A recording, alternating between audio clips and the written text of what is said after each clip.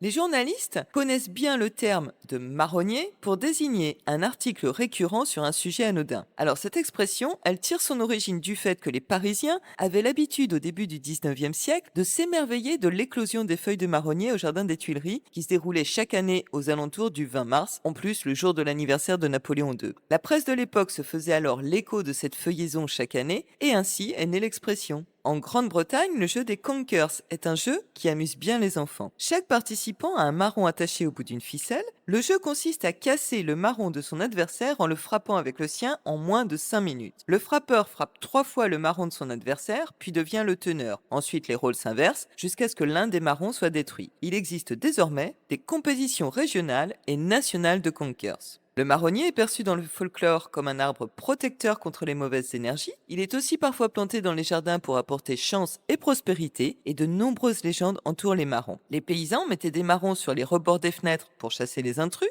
Mettre un marron sous son oreiller empêchait les fantômes de venir vous tirer par les pieds pendant le sommeil, et mettre un marron dans sa poche lutterait contre les rhumatismes, car les marrons améliorent la circulation sanguine et soulagent les troubles veineux. En spiritualité, le marronnier symbolise la stabilité et l'ancrage. Il est considéré comme un puissant canal énergétique et il aurait de plus la faculté de purifier et d'harmoniser les chakras. Dans le langage des fleurs, les fleurs de marronnier représentent la protection, la régénération et la résilience. Elles sont donc souvent utilisées dans les bouquets de mariage.